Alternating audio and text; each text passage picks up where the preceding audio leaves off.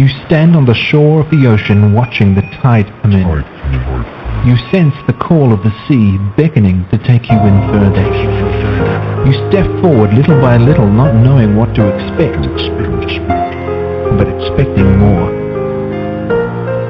You keep going as the ocean calls you to enter in to deeper waters.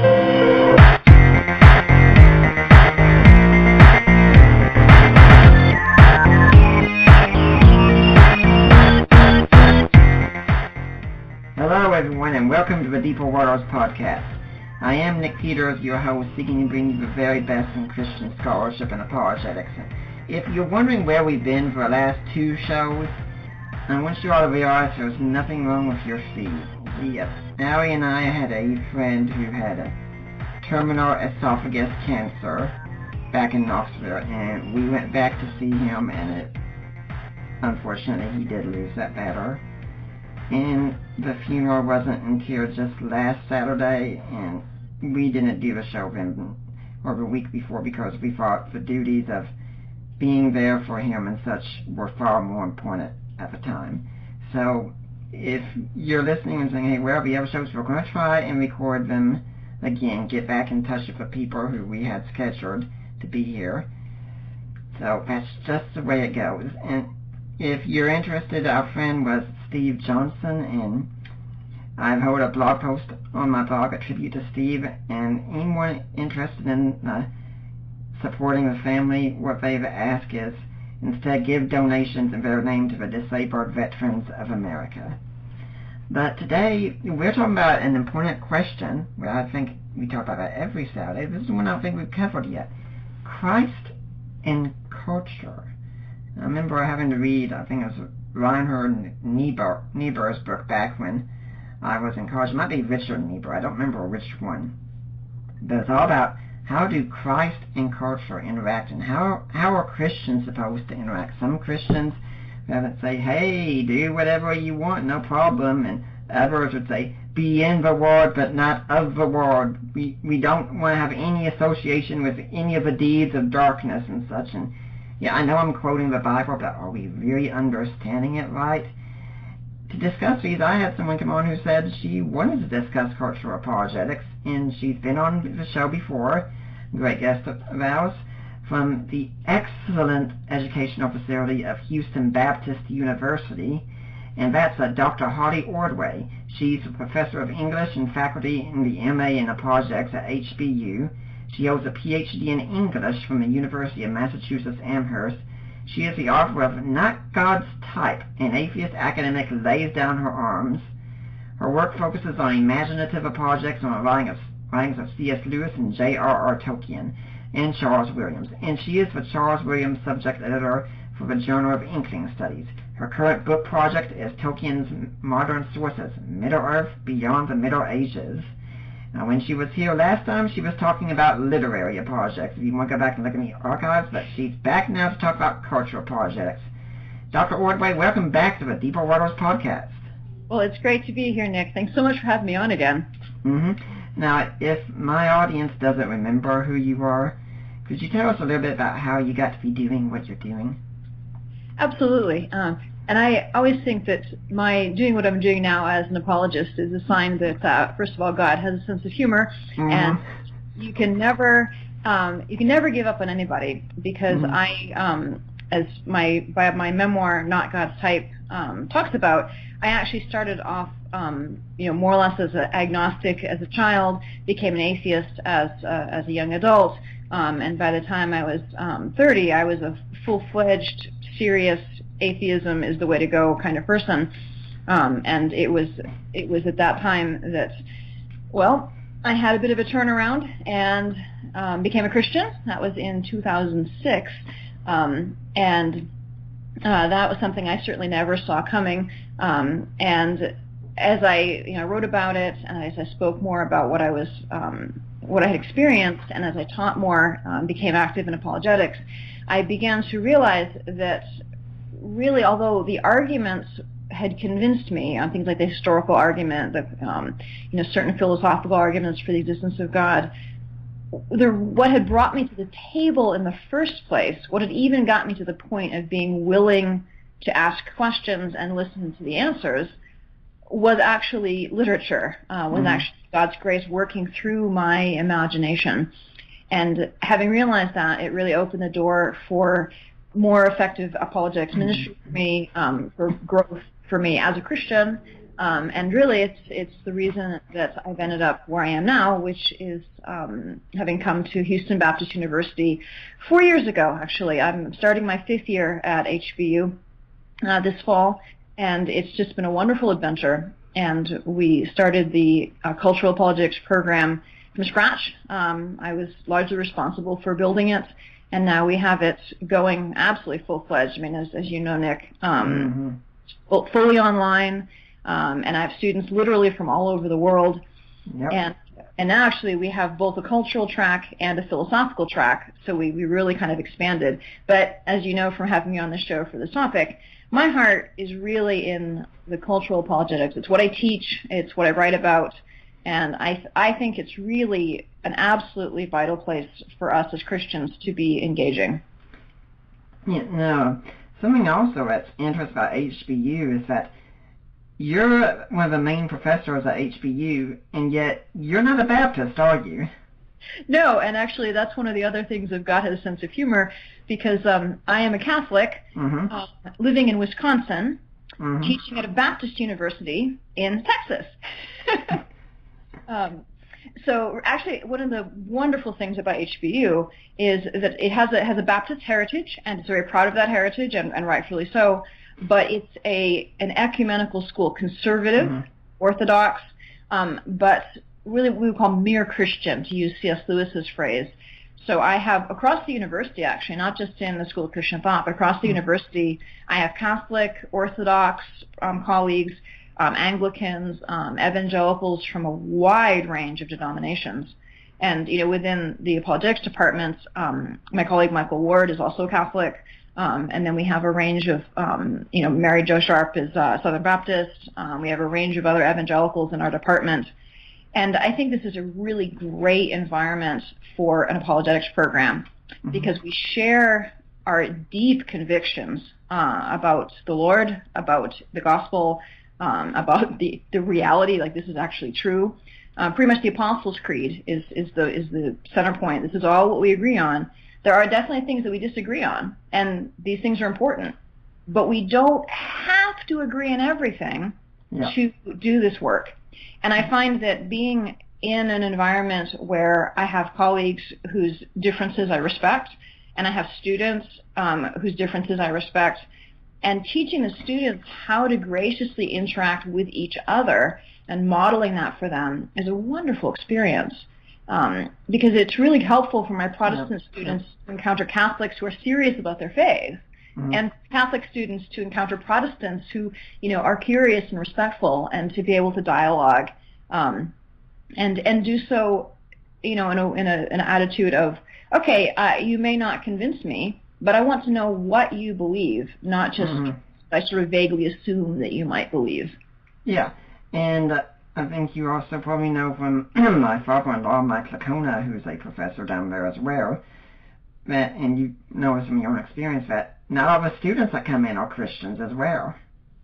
Well, at HBU, broadly speaking, our students in the apologetics program fairly obviously are all Christians. Yeah. But in the undergraduate, that's a very good point, because we actually have among the Christians, quite a diversity of denominations, but we also have a substantial percentage of students who are Muslim, who are Buddhist, or who identify as, atheist or nuns. So the undergraduate teaching is really a mission field in that they know they're coming to a Christian university, and they want that solid moral aspect. They want that commitment to, care. We would call it pastoral care, but they just know that they're going to get, cared for. And we have the opportunity as Christian professors, to say, okay, maybe you've never met somebody before in your entire life who is both an intellectual, who is at the top of their field, and really believes this stuff. And that's a tremendous, tremendous witness just in itself, apart from any conversations that we might have with students. Yeah. Now let's start talking about Christ and culture. And there's one question I think should be obvious right at the start, but it's one we normally skip over, unfortunately, and that is, what is culture? I am so glad you asked that question, Nick. That really is the starting point. Mm-hmm. Because culture, rightly understood, is simply the way we live. Uh-huh. I mean, it's as simple as that.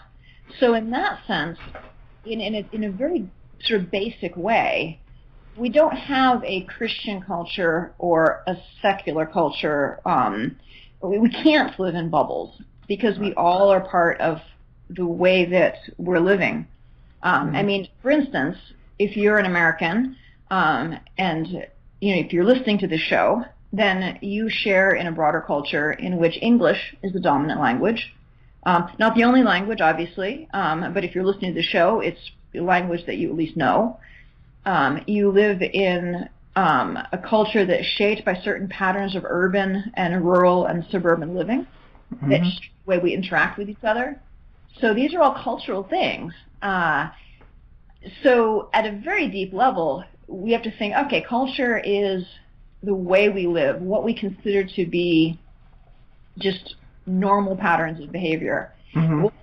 What I think usually gets thought of as culture when we start having this discussion about Christ and culture are two other aspects of culture. One of those is artistic productions in culture, things like film, television, books, music, things like that. And things like, and the ways in which the culture, the ways in which people not of faith and fallen away Christians or sort of oblivious sorts of Christians are living in ways that are wrong or even just simply unhealthy. So things like the ubiquity of pornography in modern culture. Yeah. Terrible that this is part of our culture, but unfortunately it is part of our culture. It's a terrible part which we should try to eradicate if we can. Right. So there are some ways then that we can say, as Christians, how do we engage with culture? Well, we can't just say, I'm not going to engage with culture, because you can't not. You can say, hey, I'm going to choose to not engage in certain aspects of culture that are obviously sinful, like looking at pornography. And this is something I emphasize because it's so pervasive that many, many Christians struggle with it. And so I want to encourage anyone who is struggling with that to, get help and try to break out of that. It's a serious problem in our culture. If I could say something at this point, if anyone's interested out there, my wife and I respectively run groups that are marriage support groups on Facebook.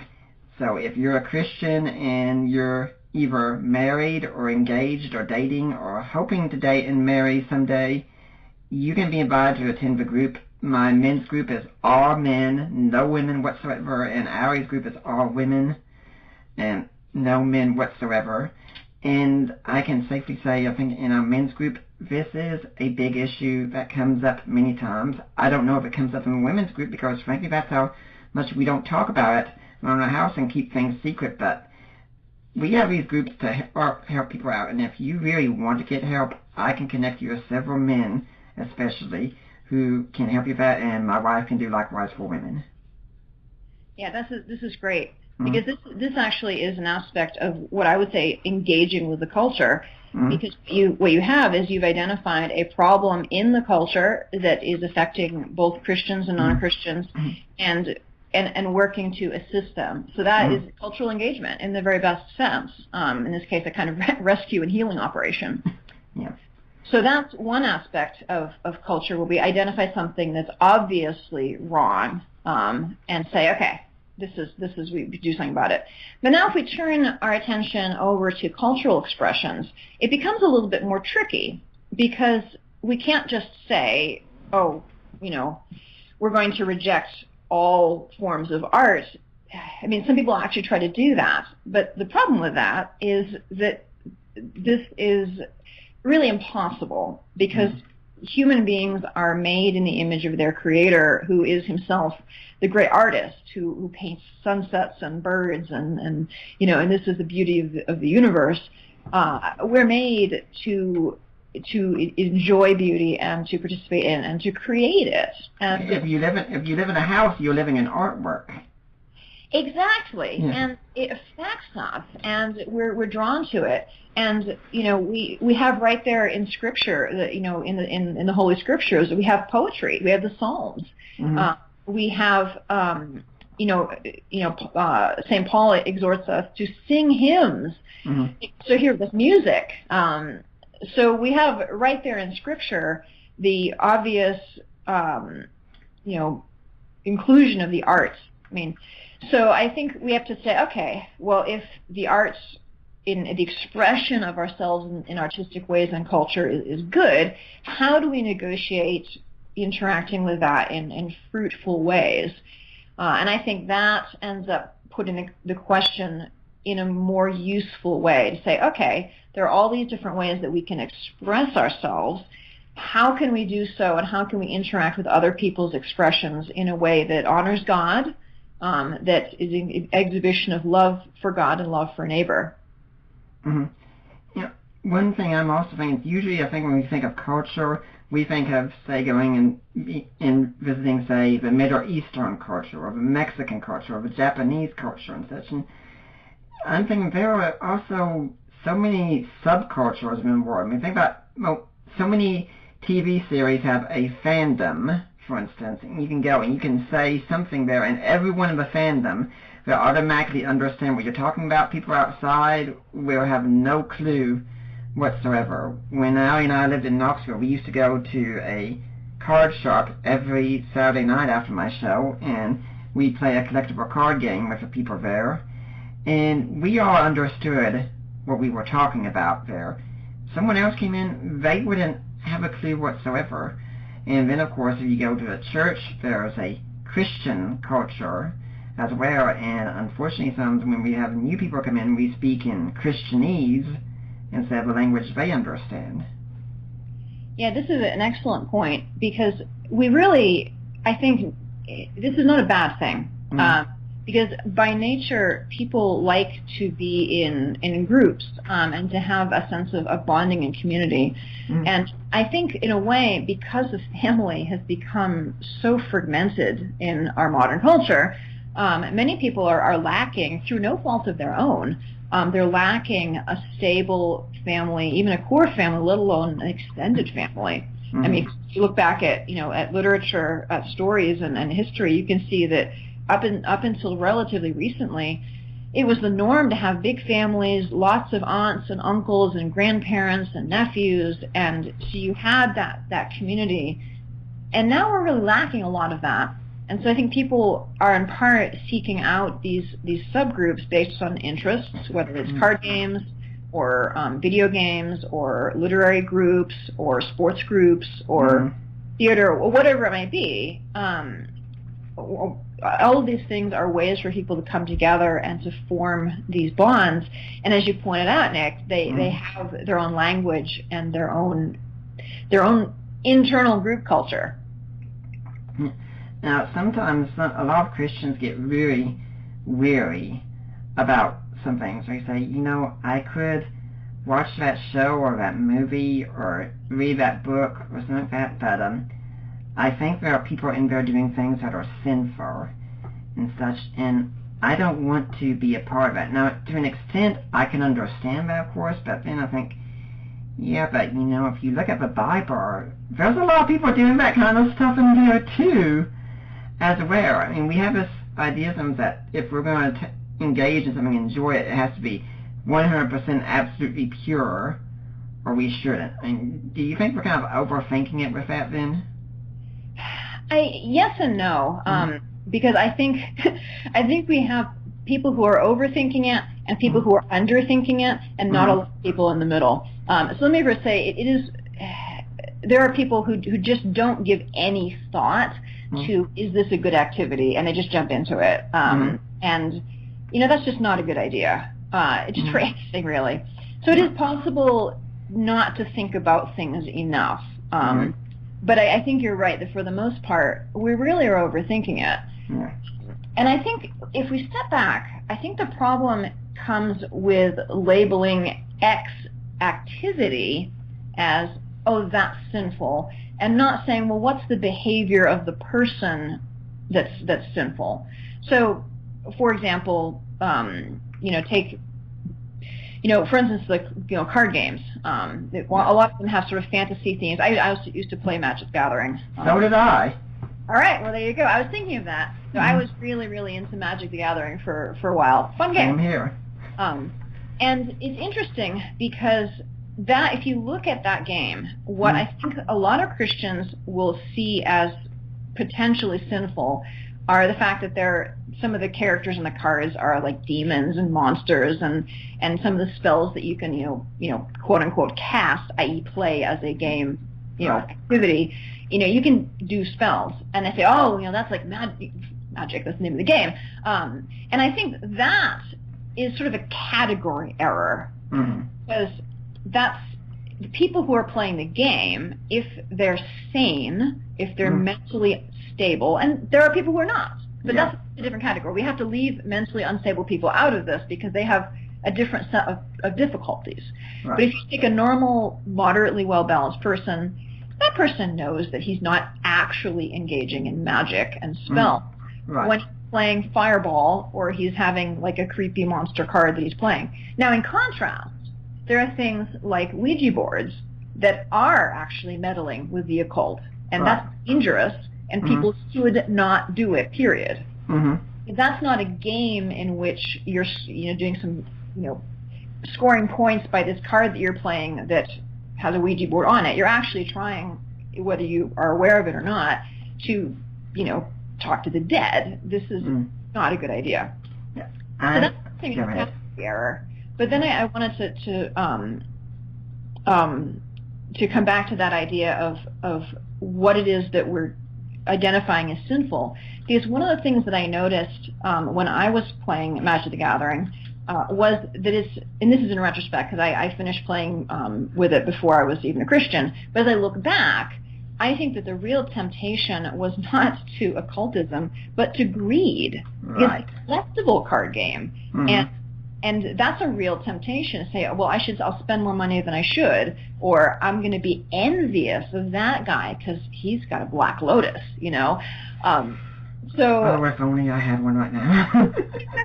Do you see what I mean? So here, I think we need to look at the environment and say, is this activity the kind of activity, we're going to assume that it doesn't have any directly sinful things like looking at pornography or doing occult activity, directly doing it. So is this an activity that's conducive to virtue, hospitality, love of neighbor, patience, kindness, all those sorts of fruits of the Spirit, or does it, or is it neutral, like many activities, or does it conduce to anger, greed, envy? So for instance, talk about cultural activities. Many women, and I will say it's probably some men, but certainly many women, treat shopping as a hobby. And, in moderation, there's nothing wrong with, you had a bad day, you decide like, okay, well, this is the day I'm going to get a pair of new shoes. In moderation, there's nothing wrong with that. But when you start taking shopping as something that, by which you judge other people, well, does that person have as nice shoes as I do? Or then I feel less or envious. Even something as simple as that can become a sinful activity for me. In context. Yeah. That's one interesting when I said I'd love to have a Black Lotus right now. The reason isn't because I still play the game, but because, let me just put it this way. I just checked on Amazon right now, and I found you could buy one for $15,988. I get one. I am selling it on eBay immediately. Good heavens. Yeah. And I'm also thinking that I remember, I like what you said about sane people, because I remember years ago I played Dungeons and Dragons with my friends. Me too. And when we were done, we went out and got pizza or something like that. We didn't sit back and try to summon the Dark Lord Satan or something like that. And unfortunately, you have things like the polling report come out and say, our children are falling into the occult and such. And I don't know anyone who was falling into the occult that way. Yeah, and so here, I mean, that's the problem with looking at surface rather than substance. I mean, take, for instance, here, let's move to a literary example, the Harry Potter books. Yes. And, I think they're not, absolutely top-notch literature. They're well-written, but not amazing. I really enjoyed them. I read the whole series twice.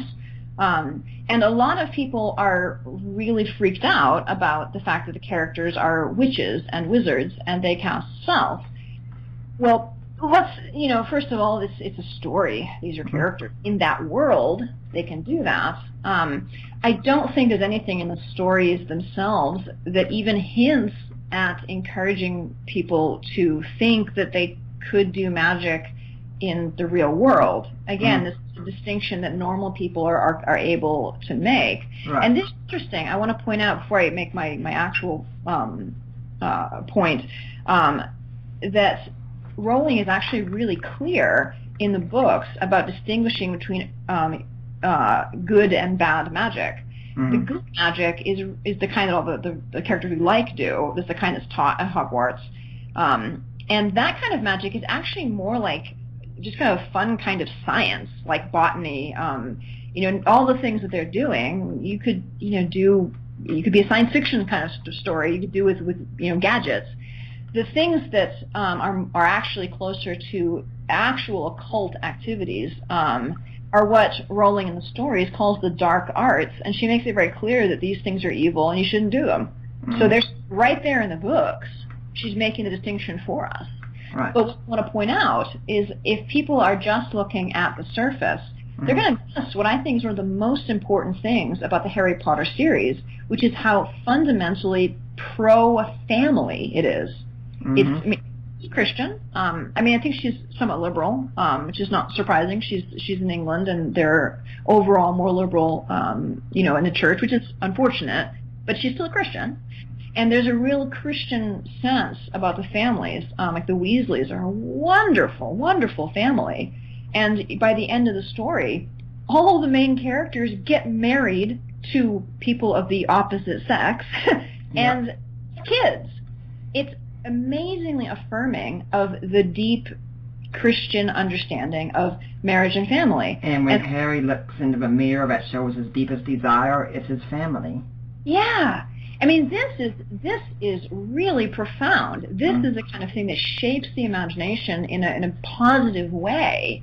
And that's the really important thing. Now, if Harry Potter had been the other way around, and it was anti-family but didn't have any magic in it, well, it would be a very different story. But then it would be very harmful, and yet it would probably pass beneath the radar of many Christians.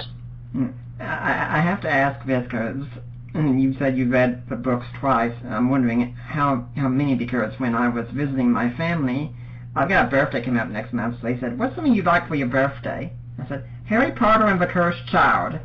They gave me an early gift. I've already read Harry Potter and the Cursed Child now, and I loved it. Have you read it yet? I have not, so don't spoil it for me. I intend to, but I haven't yet. Well, what happens at the end of the book is... Yeah. Now, I also think that the best man at my wedding, one of the things that we have in common, for instance, is we love the Final Fantasy series, which has a lot of magic and such in it as well. And something we also notice about the series, because it comes from Japan, is that usually whenever the church shows up, it's not said to be the Christian church, it's just said the church is always evil in this series. It's run by these corrupt priests and ministers and things of that sort. And I look and think, I kind of think Japan might be trying to tell us something about how they view us. Yeah. And unfortunately, that's actually where reading culture is so important. And this is one of the things that I teach in my classes at HBU, that looking at something like that and saying, what are the unstated assumptions? Now, Japan is one of the least Christian countries that I know of. It's the Christian population is present. There is a Christian population there, but it's very small, very much a minority. Most of their weddings are Christian weddings, though, in fact. So looking at this, looking at the culture, we can looking at the kinds of things that get expressed in the culture, in things like shows and movies and things like that. That can actually allow us to see what people really think about certain topics in a way that we can get if we just ask them, maybe.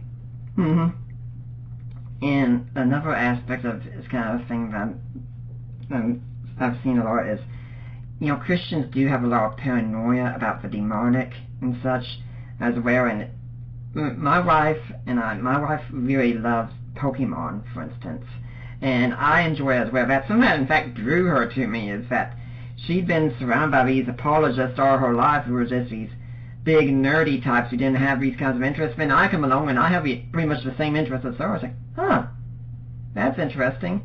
Now, if you know anything about this, the Pokemon Go app has come out and it's caught the world by storm. And a lot of churches are actually stops in the game. You can stop and get items. But it's very sad to me that so many Christians are rejecting this and saying, we don't want anything to do with this. This is all demonic. This is all satanic. Over and over. And I'm thinking, guys, you got people coming right to your doors. Sure, they're playing a game, but they're coming to your doors. Why not do something with that?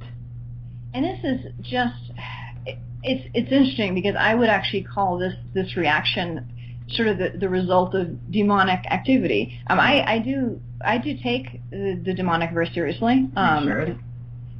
Yes, I take spiritual warfare very seriously. I firmly believe, and I've seen so much evidence that the devil is active and trying to mess with us, and that there are demonic forces at work. The devil is clever, and I think one of the greatest tricks that the enemy has done has been to distract Christians from where the real battle is going on. Because it's like Pokemon Go, okay, it's a cute game. It's fun. It can lead people to do some foolish things, like not looking where they're going while they're hunting for the monsters. But it's just a game, and it has potential for good and potential for bad. And getting hung up on, okay, it has monsters, therefore it's demonic. No, what actually demonic forces are operating, I would say, in things like racism, in things like working through our economic system for greed, and in individual people's lives. I mean, I see this. One of the things I tell my students at the beginning of every year, especially my new students, I say, you are stepping out into the front lines. You should expect spiritual warfare, and it will come in the form of self-doubt, anxiety, unwillingness to ask for help, things like that, because those are the demonic voices that say, you're no good, you're worthless, you shouldn't even bother trying to do this. Don't ask the professor for help. Don't ask your classmates for help. You're just worthless. You can't do it. And this is actually demonic activity that needs to be confronted by prayer. And I've seen this again and again, that my students, when they realize this, and like, whoa, there's an active, intelligent, evil force that's trying to mess with me as I do my apologetic study. Well, yeah, of course, because the better we are as apologists, we're going to be going out there sharing the gospel more effectively. Of course the enemy doesn't want us to do that. Yeah. Of course he's going to mess with us. And it's not going to be through Pokemon Go. It's going to be from that little voice that says, don't bother to, participate in class, because it's not, you aren't good enough. Go and, TV instead. Yeah. I'm thinking with you as the C.S. Lewis expert as well, that I think this comes from sort of his introduction to the Screwtape Letters, where he says, demons are just as happy with a magician as they are with a materialist. They are just as happy if you think they don't exist, or if you think they exist behind every bush.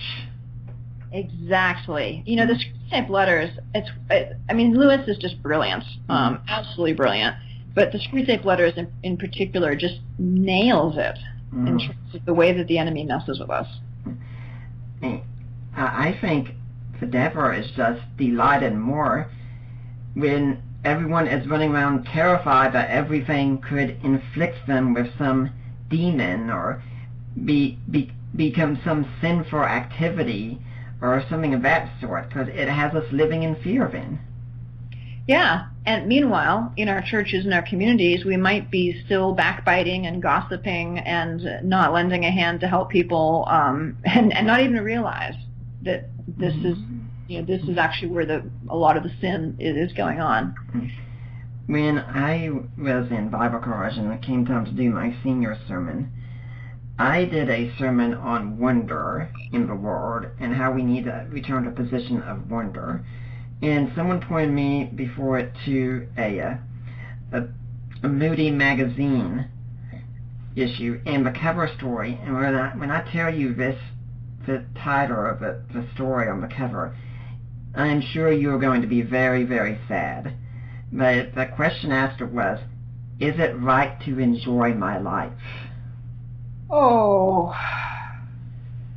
that's really sad that anyone would even feel the need to ask that question, never mind what the answer would be. Oh, dear. And one reason I'm thinking about this is because when we talk about doing all these things that we do for fun, I mean, I remember Allie and I were listening to someone talking about the Pokemon game, for instance, and like, I'll grant you, a lot of people can spend way too much time doing games and such, but a lot of people aren't like that, and say, all this time you all are out there spending all this, playing all these games and such, you could be out there doing some evangelism instead. And I think, I understand the importance of evangelism, but we're not machines. We can't do evangelism 24/7. Exactly. That, and this is something that I see a lot, so I'm glad you brought this up, this sense of guilt. If I'm not out there 24/7, if I'm not spending every waking moment doing something explicitly evangelistic or explicitly devotional, then somehow I'm not living up to what God expects of me. And I think there's a couple of problems with this. One of them is, well, first of all, your point that we're not machines. Right. God didn't make us to be machines. He made us to be in relationship. He made us to need food and sleep, and we need recreation. Right. Especially in a modern American culture, it's a weirdly kind of polarized culture, because on the one hand you have slacker culture and people who don't actually get jobs until they're 30 and live in their parents' basement, etc. But you also have, I think the reason we have that is because the other extreme is workaholism. And this idea that if you're not working, then you're somehow not doing what you should be doing. And this affects all aspects of life. And I certainly feel the pressure of that expectation as a college professor. And I think you see it all over the place, this pressure to always be working. But we're actually we need to have leisure. We need to, the word recreation, recreate. We're kind of making ourselves anew, and if we don't have the opportunity to recharge ourselves, to refresh ourselves, how are we going to be able to interact with other people in a loving way? How are we frankly going to have time to really even understand who we are and to really get to know God? Because it's really hard to be in a deep relationship with God when you give Him, okay, Lord, I'm going to give you 45 minutes on Sunday morning, but I'm really pressed for time the rest of the week. I'll schedule in my 15 minutes of Bible study, but boom, that 15 minutes is over, and I'm on to my next thing. Well, what about the afternoon that you're just kind of kicking back in your house and you're looking, around, and you're suddenly moved by gratitude for your family and your friends, and you think, Lord, thank you. You got to have leisure, and this is kind of not really optional. Yeah, I couldn't help but think when I think about this kind of thing is that years ago when Allie and I got married, and we got married on a Saturday, the very next morning we were heading out on our honeymoon. And we actually did miss church that morning, and I think most of the church understood that, hey, if they're going to the beach, they're on a honeymoon, let them have some fun together. And while we were there, I had made a statement to my parents and her parents before, and I said, we are celebrating our marriage, we are going on our honeymoon, we want time to ourselves. Unless it's an absolute emergency, please do not contact us. Let us be. And I've got a friend who's about to get married. He just proposed. We're not sure when the wedding is going to be. But when I talk to him, I'm probably going to tell him the same kind of thing. Not only that, but I'll say this as well. And it sounds shocking to some people, but I say, don't bring any books with you, because I know he's a big reader like I am, except your Bible. When it comes to your technology, don't be checking your email. Don't be checking Facebook.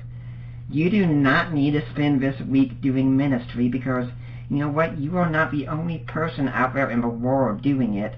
There are other people who can. But for this week or 2 weeks, however long you spend on your honeymoon, you are starting a new life with that spouse of yours. And no one else can be a spouse to your spouse except you. So bring your Bible and read that together by all means, but don't be doing ministry work while you're there, because you need to step this down. Now, of course, if someone came up to you while you were on your honeymoon and wanted to know about the gospel and such, it'd be foolish to say, so I'm on my honeymoon, not helping you. But, I mean, don't sit out and do it explicitly. Take some time and just enjoy what you've got together. And a lot of Christians might think that seems odd to say that, but don't you think that kind of falls right in line with how we should do things? I agree, and I would go so far as to say that we need to bring more of that into our everyday, day by day, by week lives. Right. Because really, I think especially for those of us in ministry and apologetics, there's a real temptation to pride, to think that I am indispensable. Right. Now, I know that I have a valuable contribution to make, and I feel like I can say that in due humility, because I didn't, God gave me these gifts. It's my responsibility to use them. But I'm not indispensable. The world will not end if I don't answer my emails, this week. And I think we can get into this sort of constant crisis mode where we think, well, I've got to check my emails all the time. I've got to always be on.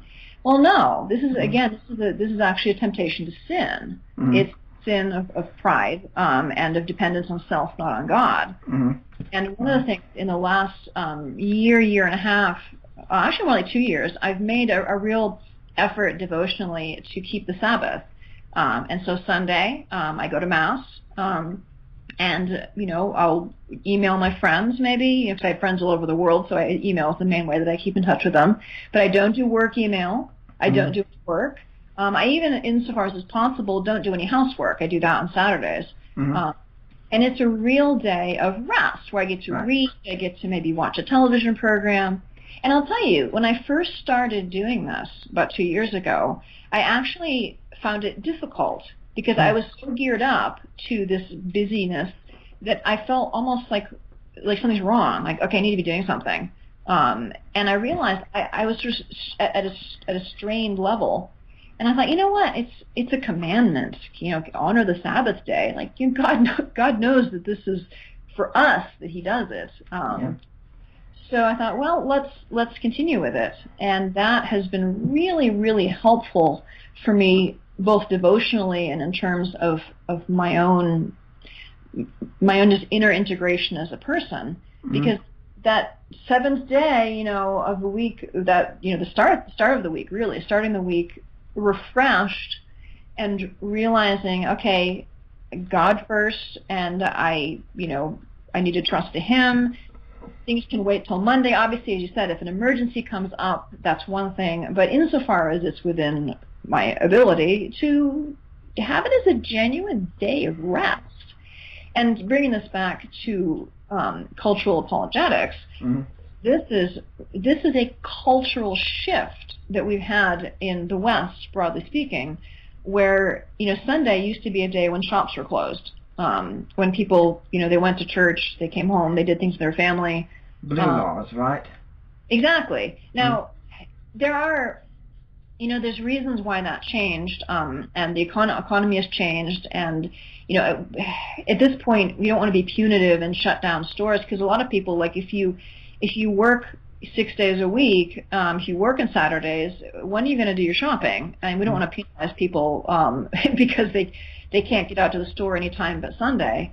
I think culturally speaking, one of the things that we could do that would be beneficial to evangelism is to help encourage the keeping of a day of rest, and even if we just argued for it on purely, secular grounds, it doesn't take away the fact that it's a divine commandment. We can make the case for it just because it's good for us.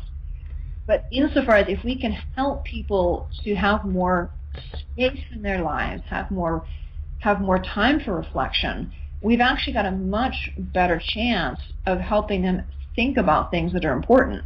Because again, this is Satan's work. If we're busy all the time, and we're exhausted and drop into exhausted sleep as soon as we stop drinking Red Bull, then we're not going to think about, why am I here? What is this for? And we need to help people to ask those questions and to realize even that they have these questions. Because that's one of the challenges of cultural apologetics, really. We've got all these things we want to tell people, but until they realize that they're actually important questions, why should they listen? Well, it seems to have worked for Chick-fil-A so far. Yeah, and I find that very encouraging. That's a great model, and they're just doing it, right? Well, good for them. I've actually lived with the same practice for several years, well over a decade, that on Sunday I don't do direct apologetics work. Now, I can read apologetics books and such, but I don't answer questions. I don't do Facebook debates. I mean, I could be in the middle of a good Facebook debate on Saturday and say, hey, I'll be back Monday, and I'm not saying anything the whole time. The only time I've come on Facebook on Sundays is if something that absolutely imperatively needs my attention immediately, such as the last time was someone insulted my wife Allie severely on Facebook. And most people who know me know if that happens, stay out of the way. You are about to see a firestorm take place, and it will not be pretty, because if anyone goes after her, my full wrath comes out at that point. But other than that, no. I mean, I tell people I'm not answering questions on Sunday, and the people I do help with answering questions, they say, fine, I'm fine. That's cool with that. You can wait till Monday. It's not a mega need. And before I was doing Law and Theology Web and Facebook, I used to be on Power Talk. And I remember, in fact, one day there was someone in there, and they have their own apologetics ministry. They're pretty well known. And they were speaking on a microphone, answering some questions, and they had a horrible cold. You could barely understand what they were saying. And I messaged him and said, dude, you need to step back. And he said, truth needs to be defended. I said, yes, it does. But you know what? You are not the only one doing it. There are several of us out there that are doing it. You go take your rest, and for now, the rest of us can cover your slack. Exactly. And this, kind of connects back to what we were talking about a few minutes ago about games and leisure activities. Yeah. Because I think one of the most important ways that we evangelize is through witness. Now, again, the witness has to be backed up by our ability to answer questions. But I think our witness in the world is one of the major things that draws people to ask the questions in the first place, and to know that they can ask me or you, right? Yeah. So we want to be presenting to the world our witness as joyful, peaceful Christians, even in the midst of adversity, people who show the love of the Lord, who are lights in the world. And honestly, that's harder to do when you're stressed out and you've been working yourself to death. And again, notice that working yourself to death, because there are circumstances in which people have to, to feed their family. They've got to go to extreme lengths. They've got to work night and day, and that's a different story. But that's why the church should have more charity, in fact. Exactly.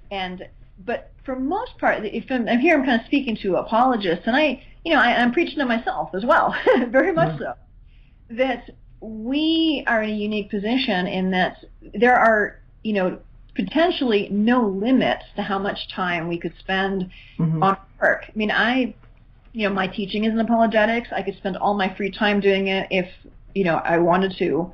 But then I would burn out, and I'd burn out pretty quickly. Right. And I'd be able to be the balanced, integrated person that I need to be, that I need to be trying to be. And the same thing, like, being involved in different groups and activities. One of the things that kind of drives me crazy is when Christians talk about being in these activities only in terms of it being a form of evangelism, like almost like infiltrating it, like, ooh, I'm going to join my local chess club so that I can evangelize the chess players or whatever. Like, no, that's actually completely the wrong attitude. If you are a chess player, I'm not, but it's a neat game. If you love chess, then go by all means join the local chess club because you want to play chess. Right. Or join the local bicyclist club or the local running club or the local Pokemon club because you enjoy it and you enjoy the company of people who share that interest. And then in that context of mutual interest, it will naturally come about, eventually one would hope, that people discover that you're a Christian, and that they'll realize, oh, I could talk to this person, but they'll also see that you're actually an okay person, one hopes. And if that's not the case, then this is time for self-examination, repentance, etc. And we're always working on ourselves. But this is actually the right way to, I think, approach engaging in culture, not as a sort of espionage and infiltration mission, but the natural extension of our own joyful participation in things that we enjoy. I really love how you use the term espionage and infiltration mission, because I've described this in the past before as what I call mission impossible evangelism, where you pretty much say, okay, we have some lost people over there, we are going to get in there, we are going to tell them about Jesus, and we're going to get them converted right now. Instead of saying, we're going to go in there, we're just going to, enjoy ourselves, because we enjoy that as well, and we're going to form relationships with these people, and, if they come to Christ, that's wonderful, like, we're right there, we're ready to answer questions, but if not, then I guess we're just not ready right now. And this is an important point to emphasize, because I understand where the Mission Impossible folks are coming from. That's a great image, Nick. Because there's a sense of urgency, because, well, if you think about it, your atheist friend who's in your Pokemon club with you, if your atheist friend dies tomorrow unexpectedly in a car accident, at the very last minute, did that person realize I was wrong, I repent? I would hope and pray that were the case. But we won't be able to know that. And we'll have to admit, maybe that person's in hell. And I think that sense of urgency of, well, I need to evangelize this person because, they could die and go to hell. And that's true. But the problem is that the Mission Impossible approach usually doesn't work. And I'm speaking myself as a former atheist, that it's actually likely to make it more difficult for that person to come to Christ, because being pushy is obnoxious. We recognize this, because if you, the joke is, there's a joke I heard, if a vegan joins CrossFit, when you meet them, what do they talk about first? Because there's this joke, vegans are always, talking about how really, if you just give up plant foods, all your life would be better. And then, of course, CrossFit. Well, if you just join CrossFit, so there are other things that people evangelize about that are secular, right? There was an old joke, like a vegan and an atheist and a liberal all walk into a bar. I only know this because they told everyone within the first 5 minutes. Exactly. So, but the thing is, if you think about it, how often did somebody who comes in and sort of blasts you with, well, you should stop eating all animal products just because I told you so, how likely are you to go home and say, I think I won't have that hamburger? Very unlikely. If we think about it that way, in fact, human psychology being what it is, I'm much more likely to go, oh, well, I think I'm going to go have a steak just because you irritated me. Right. So I think the same thing with the Mission Impossible evangelization strategy. It doesn't work, because for the one person who is suddenly hit by it and says, oh, well, I should think about this, you're going to have 99 others who are just annoyed by it, and you set them back who knows how many years in their spiritual journey. Yeah. Whereas the more subtle approach actually makes it more likely rather than less that they'll be interested sooner rather than later. So patience really pays off. Yeah, we know this in most every single area of our life otherwise. I was saying, for instance, when you were talking about the gaming culture, because that's what I grew up doing a lot, and I've had so many times I've had some trouble in a game trying to get past a level or beat a certain boss. So, I go and look up something online like game FAQs or something about how to do this, and I can realize, the problem was I was trying to do this too quickly. If I move a lot slower, then it's a lot easier to get through this and do this. And that applies here in evangelism. If you take your time, you're probably going to do it better. But if you make a rush operation, you're going to make hasty mistakes. Exactly. Mm-hmm. And we're dealing with people here. Right. And one of the things, like I often get asked in interviews, okay, what's the one book, apologetics book, that you would recommend to people? Mm-hmm. And my first response is always, it depends. Right. Because different people have different questions. Different people have different concerns. So until you know what that person's questions are, randomly picking an apologetics book, I always end up then following up by C.S. Lewis's Mere Christianity, because it's so good that if I'm going to recommend one book blindly, it'll be that book.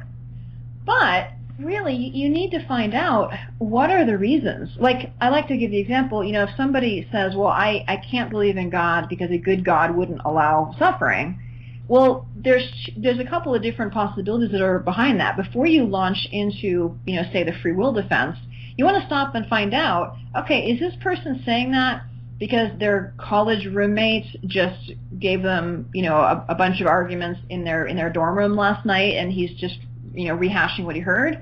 Or is it because their little sister is just diagnosed with leukemia? Right. Three different situations. Yeah.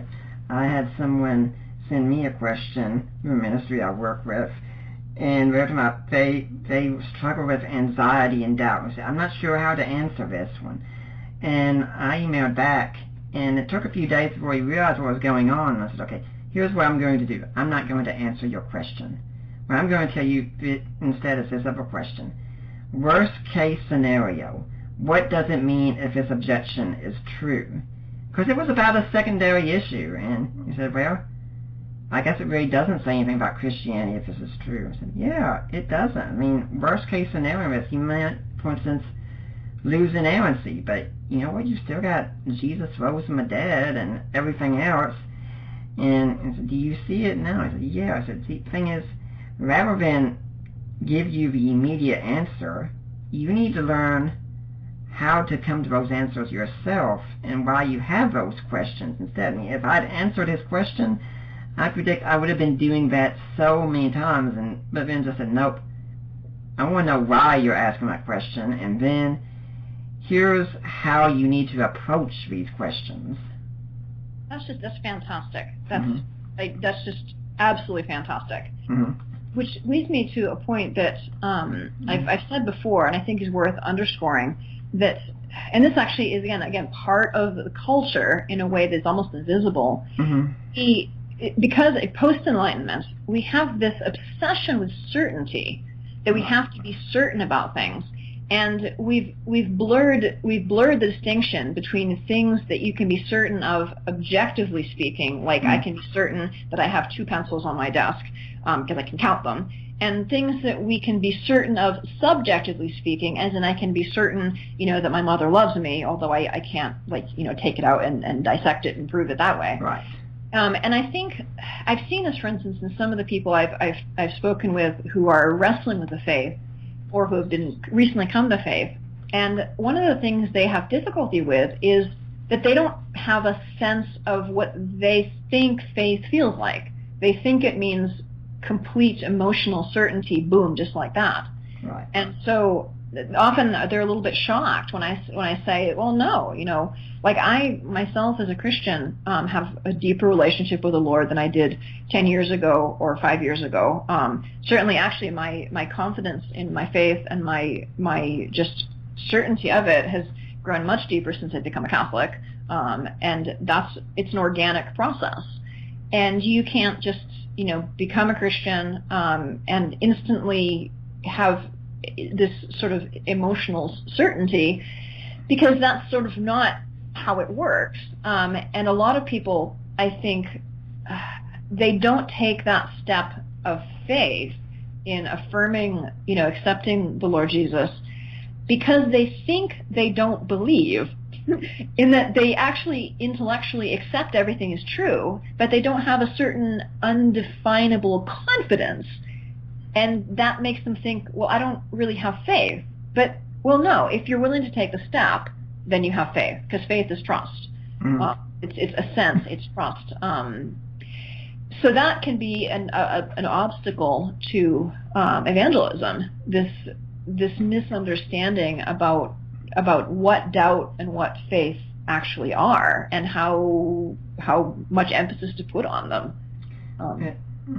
And I'd like to remind everyone you're listening to the Deeper Waters podcast. We've got Holly Ordway here with us this week from HBU talking about cultural apologetics. But next week, we're not having a regular podcast, and this is for a different reason. We're going to try and put us up on my feet. But next week, I'm going to be joining Jonathan McLatchie as he interviews me on the Apologetics Academy, talking about deeper waters and the resurrection in an honor-shame perspective and such. We'll talk about a different culture there.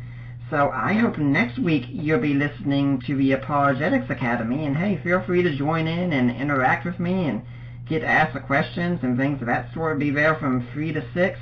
And just in case I don't get to say it then, the week after that, we're going to have William Webb on, and he's going to be talking for an hour with us about his book, Slaves, Women, and Homosexuals. It's a very interesting title. For now, let's get back to Dr. Ordway. Now, one thing that I was thinking about with what you said also is that it's also treating all people like they're all alike. They have the same temperament and such. When we go to a church service, for instance, and one of the times that Allie and I can hate the most is the time of, okay, everyone get up and turn and greet your neighbor. Such because we are very much introverts. The only time I enjoy about that is just turning to Allie and say, now remember, honey, the Bible says greet one another with a holy kiss. and then afterwards asking, so have I greeted you yet? Yes. Okay. Have I greeted you yet? Yes. But beyond that, Allie is someone who really enjoys the music of a church service. Me, I prefer to say, hey, can we just sit down and go straight to the sermon so many times? And if I go to music, frankly, a lot of modern church music doesn't do a thing for me, really. I prefer the old classic hymns. I mean, they start singing, holy, holy, holy, I'm going to sit down and just be thinking, I'm not worthy enough to stand for this one. Because that's the hymn I think has some of the best theology in it.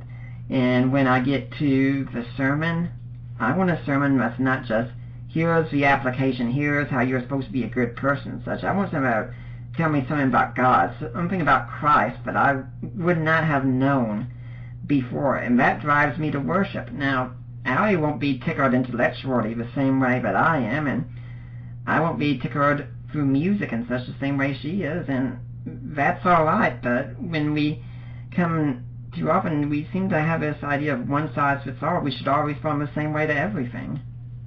Yeah, and I also think that one size fits all, it happens with church services themselves, right. Because I think people have not got the sense that we've got to make sure that we reach the most people at the same time, with everything, during our 1 hour that we've got them on Sunday, because I don't know, I guess they think, well, we're not going to get them any other time. Right. But unfortunately, that ends up, you can end up really getting a mismatch or an unbalanced approach. One of the things I've really come to appreciate is liturgical worship. It started when I was still an Anglican, and obviously now as a Catholic, because there's a structure to the liturgy where you've got the readings from Scripture, you've got the sermon, you have music, you've got communal prayers, and so you have a structure, and it's always the same. The readings differ, the music differs, the sermon differs, but it's all, in the Catholic service, obviously it's all centered around the Eucharist. But there's I think a really helpful lesson there, which is, for instance, in a liturgical service, the focus isn't necessarily, it's not on the sermon. It's it's first this focus on the gospel, and then it's on the communion. So the sermon's there as kind of a supporting piece, to elucidate the gospel, to help people understand it and connect with it. And that's, led me to think, like, okay, well, if I want to get a more intellectual approach, that's actually, maybe Sunday morning isn't the time for that.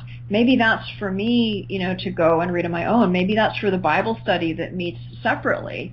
Or, for the music, I think there's certain types of music, like, I'm with you on the hymns, actually, Nick. Certain types of music that I think are appropriate for worship because the lyrics are more theologically oriented, it's uplifting.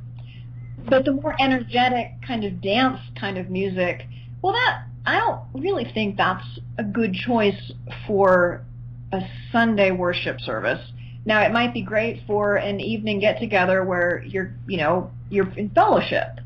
So I think this one-size-fits-all can be, dangerous, both in terms of expecting people to respond the same, but also trying to make that one Sunday morning slot do everything, for edifying and supporting every single person in the congregation.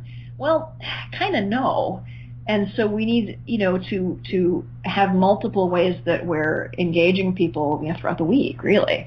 Mm-hmm. I'm thinking also about something you said earlier about establishing ourselves in the culture, joining a club, not to reach people because we like doing it, and then combining it with the whole thing I said, you could be doing evangelism. Because I remember the day we heard this, I think the night before, Allie and I had been out, and we said, what, we don't have much money, we got a little bit now. Let's talk about CC's and just have a dinner together. And so we went, go to the buffet, and that's our date for the week and such. I mean, we still spend so much time together and such constantly, but every now and then we just go out there. I don't bring any books with me, it's just us there. And someone could say, well, instead of going out on a date or being romantic with your wife, you could be doing some evangelism. But I'm thinking there was a different kind of evangelism going on. I don't do it to intend evangelism, but it just works that way, because she'd also said something to me about how, said, I know you post all these things from I love my wife and such on Facebook, and it's very nice, but I'd like to just hear something directly from you. So every day this week, except for Sunday, since I don't post on Sundays, I've been posting some marriage thought and telling about what a difference my wife makes. And personally, I think that has done a whole lot more evangelism for others, even though that's not my intent, because people call me and saying, I really appreciate this. Some of them will share and say, you two have such a great marriage. It's such an inspiration to all of us. And I think one of the best things people can do today in Christian ministry is to love their families. Yeah, I completely agree. I mean, the family has been called the domestic church. Right. And I think that's a really good description, because that's where it starts. And I think this is going to look different for different people. Right. You're married. I'm not. And so for me, my family is, my parents. It's my friends, and so that's going to be expressed in a different way. Right. But the same principle is there. That I have my close friends that I pray for and that I keep in touch with, and and making sure that I have time for them, because that's the thing. You have to have time for the people you love, right. Whether it's your spouse, whether it's your parents, whether it's your children, or whether it's your close friends. You've got to spend time with these people, not in order to cultivate them, for evangelization or for whatever, but just because you love them.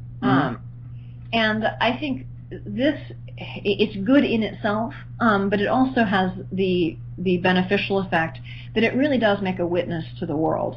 Because we're supposed to show the world this is what love looks like. And I think actually that having strong families, strong, stable families, I mean, that's one of the tragic things in our culture today, with divorce the way that it is, with people not getting married, with cohabitation, that strong, stable, loving families that get through difficulties together, even strong, stable friendships, right.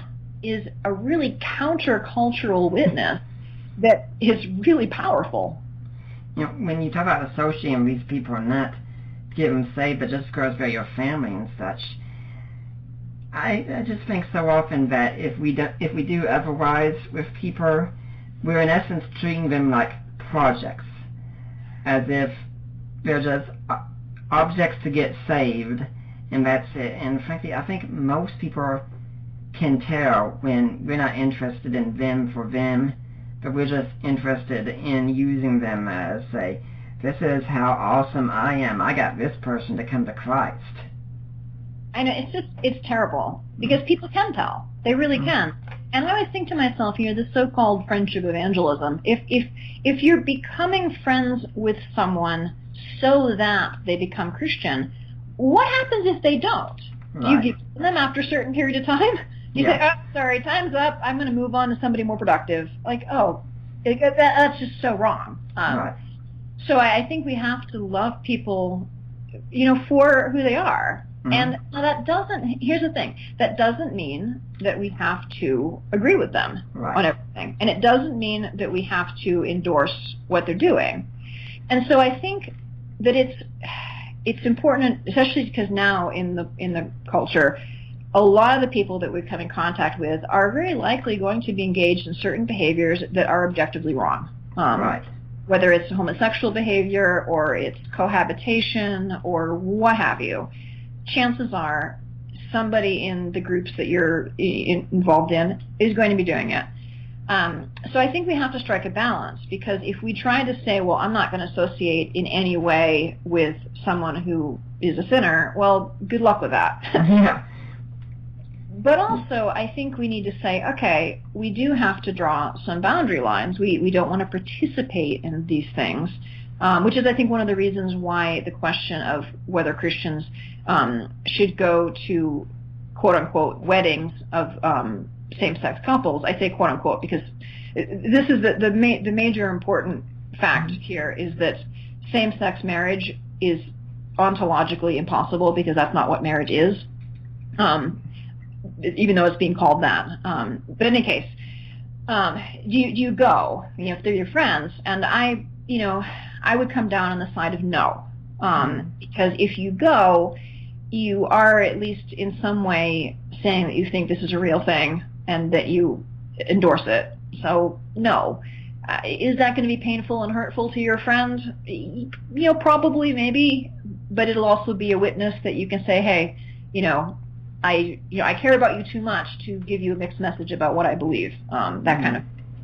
Mm-hmm. So when it comes to friendships, I think we need to be able to have at least friendly acquaintances with people whose lifestyles maybe we recognize as being objectively sinful.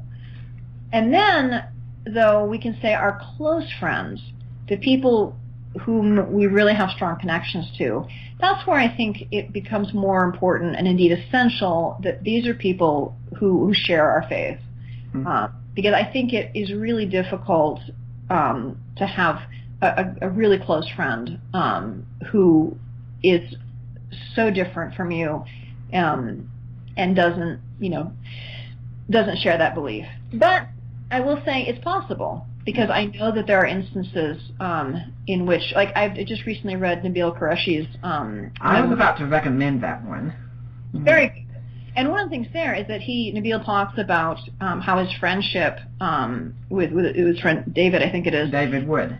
Yeah, that friendship, which went on when David was a Christian and Nabil was still Muslim, that friendship was very strong, and it was part of what helped him to Christ. So I think it is possible for people who really differ on some major issues to be close friends. But I think, again, this is in a way a bit exceptional. It's notable because of how remarkable it is. I think in our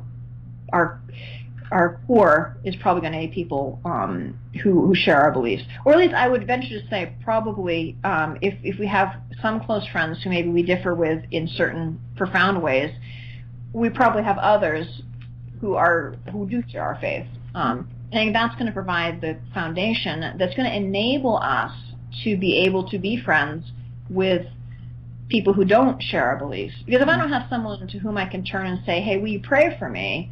That's going to be really hard. But I also need to be out there being friends and neighbors with people who disagree with me.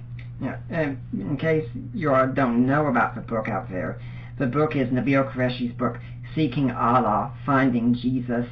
This is really an excellent read. It's funny, it's touching, and it's filled with good information. The story of David Wood and Nabil Qureshi's friendship is an excellent one, and that friendship has continued well to this day. Now, we've talked about people going out there and evangelizing the culture, but there's also the other end with people who want to go out there and say they're going to isolate themselves. I'm remembering, and yes, this is going to be another comment that's going to make you groan, being in a small group when we were in Knoxville at a church, and they're talking about a lot of Christians, unfortunately, get caught in a whole lot of end times paranoia and such. And it's when they say, well, you know what? I'm saved, my children are saved, so we're just going to sit back and wait for Jesus to come. Oh, gosh. Oh, dear. Yes. Well, it's like, where do you even begin with that? Exactly. I mean, well, okay, where I would probably begin, first of all, is to think back to Genesis and to know that God gave Adam and Eve work to do before the fall. He had them tend the garden. He had them engaged in the cultivation of creation. So they weren't just sitting around saying, well, I'm saved and my wife is saved and we're done. They were actually doing something because this is what God had called them to do. So if that's true before the fall, I think it's certainly true after the fall. And I think here I think we start to come up also to some defects in our cultural imagination about heaven. And I think, and this is something that was really an obstacle for me in coming to faith. So I think it's worth noting. I think it's probably a case for other people as well. I think too often heaven sounds really boring. Yes. I mean, I know that when I was a kid, the picture I had of Christian heaven was bland and dull, but the picture I had of, like, imaginary, like, mythological heavens, like at least Valhalla with the Vikings feasting, at least that sounded like, at least there's good food, Or maybe Narnia, even. Well, that's different, because that actually is a Christian vision of heaven. Right. And actually, that's a particularly valuable one, because I love Narnia, even as a kid, didn't know it was Christian, but it's captivating. And so that was really helpful, because when I eventually did start to think about Christian ideas, that image of Narnia helped me in starting to have a sense of, like, oh, this idea of heaven is not just like disembodied spirits, because that, I think, is and this is Gnosticism. This is a heresy. It has really affected our culture. Right. This idea that heaven, quote unquote, is going to be us just sort of floating around as spirits. Well, no, that's the intermediate state. When we die, if it so happens that we die before the second coming, our bodies are going to be disassociated from our spirits as a temporary thing until the second coming and the general resurrection. We'll get our bodies back. Resurrection bodies, glorified bodies. We're going to have bodies. When I did my grandmother's funeral, I remember her pastor spoke before me and said, right now she is experiencing the power of a resurrection. I said, and I'm thinking, no, I think her body is still right there. Yeah. So, the souls of the just are with God, but they're waiting. They're not in their final state. They know those who are, in heaven, they're, waiting, and so we're looking forward not to the intermediate states, although it's going to be fine. It's obviously fine to be in the intermediate state, but we're looking forward to the ultimate general resurrection, in which there will be a new heavens and a new earth. And so everything is going to be renewed. We're going to have the earth, and it's going to be perfect. So what we do matters. It's not like this is just a cosmic waiting room. I mean, what would be the point of all this, really, if we're just kicking our heels until we're disembodied spirits? I think a truly incarnational theology really involves, I mean, that's really why sexuality is so important, because what we do with our bodies matters. Right. It's also why care of the environment matters, and that's something I really wish Christians would take up and take back from the radical leftist Greens, because care of the environment ought to be a deeply Christian issue. Preserving the environment, stewarding it, protecting it from, exploitation, planting trees, protecting national parks. This is stewardship of creation. And you know what? I don't know. We don't know the details of what the new Earth is going to be like. But I have a feeling that if I plant daffodils in my garden, this is an act of stewardship of God's creation. You know what? I have a feeling that in the new heavens and the new earth, those daffodils are going to somehow have a part to play. Let me put it that way. I don't think that what we do, anything that we do here that is good, will be preserved, and it will be purified. So what we do really matters. If anyone's interested, by the way, go back to early in 2013, I think it was May 30th, I'm not entirely sure, but I did interview E. Calvin Beisner, who runs the Cornwall Alliance for Stewardship of Creation, and we talked about the environmental movement and how Christians should really lead the way in this. But before we go on the interview, I'd like to let everyone know that what we do here is listener-supported, and we depend on the work of people like you, your support and such. We're working together. I mean, Dr. Ordway talked about charity earlier. Well, this is part of charity, in fact. And that's that when we talk about planting daffodils, if you like the fruit that's being presented in this ministry, take part in the garden work. Help us out financially, if you can. How do you do that? Go to deeperwaters.ddns.net. If you can't find it, just search for my name or ask me on Facebook or something. I'll tell you how to get there. There's a link there under Help Support the Work of Deeper Waters Christian Ministries. You click that, and it will take you to Risen Jesus. And have you gone to the right place? Yes. That's the ministry of my in-laws, Mike and Debbie Lacona. They are in charge of that for us. You make a donation, and then you contact Mike or Debbie or Allie or I, and you say, hey, I made a donation. I want to go to Nick Peters. I want to go to Deeper Waters. We will get that donation. It will be tax deductible as well. And if you can be a monthly donor, let us know. We will sign you up to be a monthly donor. And gosh, we would greatly appreciate that. Honestly, I wish there was something I could do right now to show you the appreciation. I really can't, unfortunately. But hopefully someday in the future I will be able to. Now you can also go to Amazon, buy some ebooks we've got for sale. Dr. Ordway talked about the Apostles' Creed being what everyone believes at HBU and holds to, at least amongst staff. I have an ebook on the Apostles' Creed, a creed for the ages, the Apostles' Creed in today's Christian. Glad to have you buy it. I have some that I've co-written, Christian Answer for this generation's questions, or Ground Us, or God and Natural Disasters, or Defining Inerrancy. And then if you want another way to support us, guys, I'm not sure if you've noticed this, but women really like jewelry. Now, we've been talking about being a good husband to your wife some here. Get jewelry sometime, because you can make up for that big mistake you made in the past, or you can make up in advance of that screw up you're going to make in the future. Yes, I know you're going to make it. I'm going to make it, okay? You go to our store here. It's ran by Lena Custer. It's Premier Jewelers there. And you make a purchase and let us know. 25% of what you purchase will go to Deeper Waters. If you can't do this, pray for us. Let us know somehow, email, Facebook, anything, how much you appreciate the ministry. One other great way you could do it is go on iTunes and leave a positive review. I really love seeing those reviews.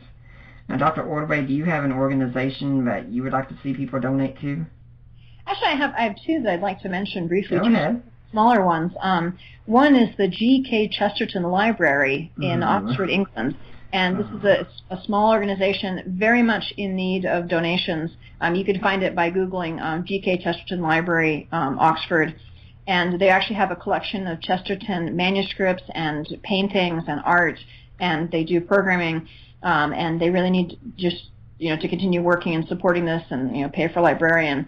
And Chesterton is such a great example of inspiration and joy, and what it means to be a witness as well as a working apologist, that I think encouraging the work of the Chesterton Library is a great way to help encourage more people to know about Chesterton and to admire him and to be kind of inspired by his joyful Christian witness.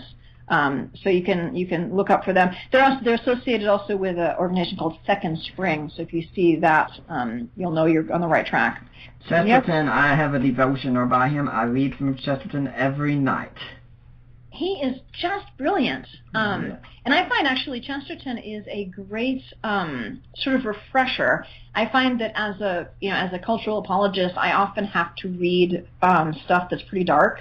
Atheists and, people who are just not, cultural trends are going the wrong direction. And when I find myself getting kind of down about that, I think it's time for some Chesterton, because he's so sane and he's so devout and he's so happy, and he's just wonderful. He's a real refresher. And your second organization? The second organization is Oxford Students for Life, and they have a blog and a presence on Facebook. And the reason I mention them is that I think this is a great model for a pro-life group. They've done wonderful work with bringing in speakers to Oxford University, and I highlight them in particular because Oxford is an extremely secular environment. So their success at Oxford really, I think, is an encouragement for pro-life groups all over the world who are, in less secular environments than they are. And the thing I really like about Oxford Students for Life, OSFL, is that they're really integrated in their pro-life approach, because they're doing advocacy and talks against abortion, against euthanasia, for disability rights. But they're also doing initiatives, for instance, to support student parents and to help promote a culture of life in the positive sense as well. And I think that's a real model for how pro-life groups can and should work, to be sort of integrated pro-life and to be both, supporting dialogue and discussion. And they've had, for instance, debates and panels with speakers with very opposing views, because they want to encourage people to think about these things. And also doing actual hands-on work to help make it easier to choose life. And I think it's such a great model. Do you know who's in charge of it? It's actually a student-run group. My colleague at HBU, Michael Ward, is actually the faculty supervisor for the group. So there's an HBU connection as well. Okay. So he's the faculty, so that they call a senior member, the faculty supervisor. But it's a completely student-run group at Oxford University. And we were talking about heaven, and we never really got to finish it because you said something at the start, but I think it's really good, and just never got to conclude it, about how usually if you sit in church services, most part, if you hear about descriptions of heaven, there really isn't much appealing about it. It's pretty boring. Yeah, and I think that's a great and tragic loss, because how can we, desire to be saved? Mm-hmm.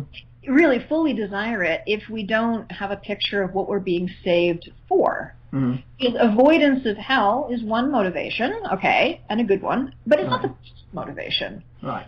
This actually is something where I want to mention an aspect of cultural apologetics that most people may have overlooked, and that's architecture. Mm-hmm.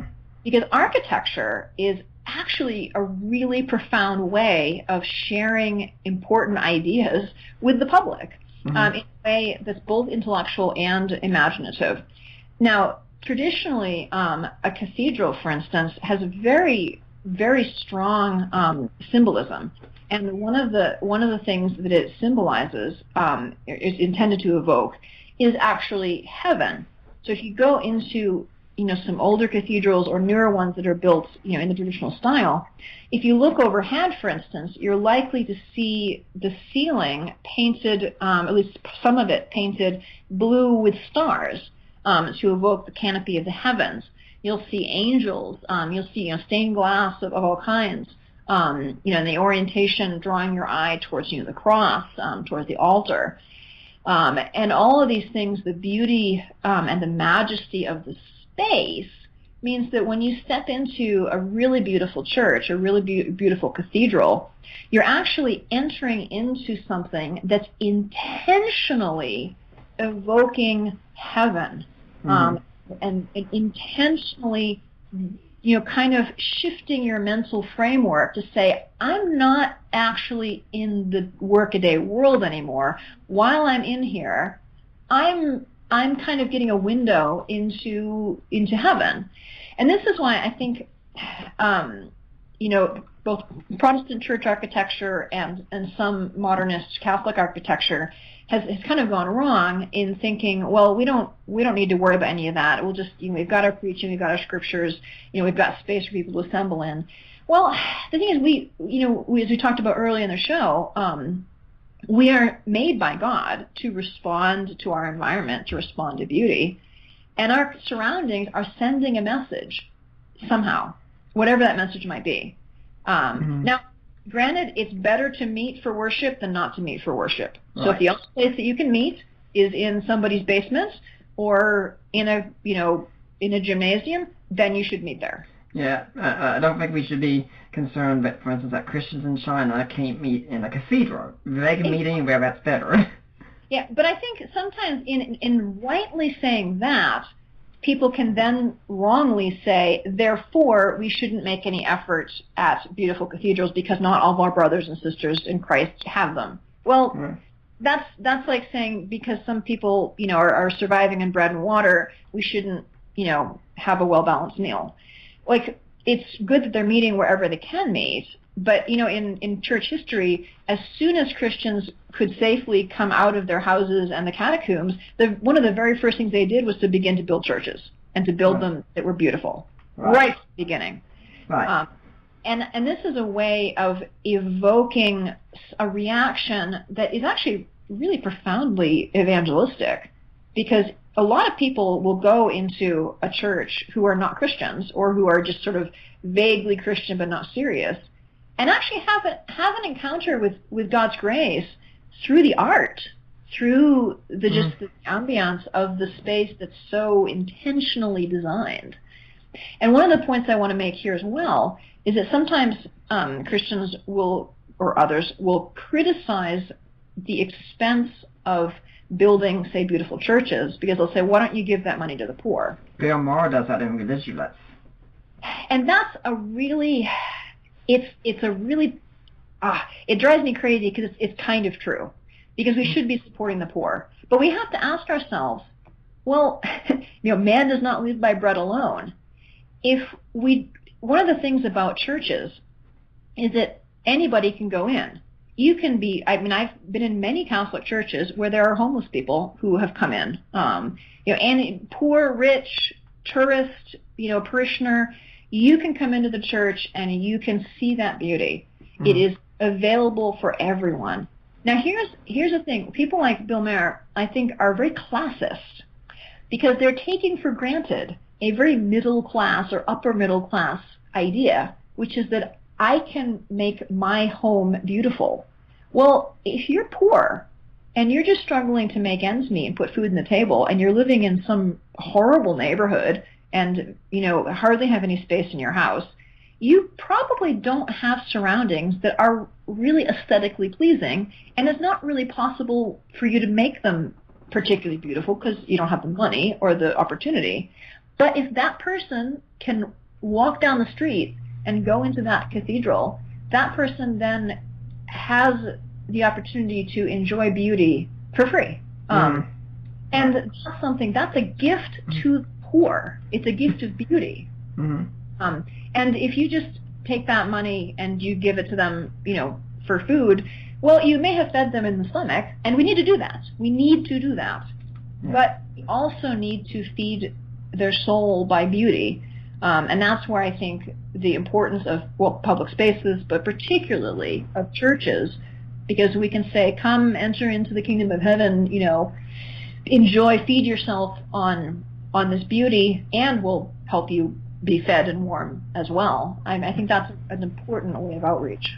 We're here to talk about cultural apologetics, and something that strikes me also about this topic is that, when I read the Bible, I often tell people to remember the Bible comes from a different culture. It's an honor or shame culture.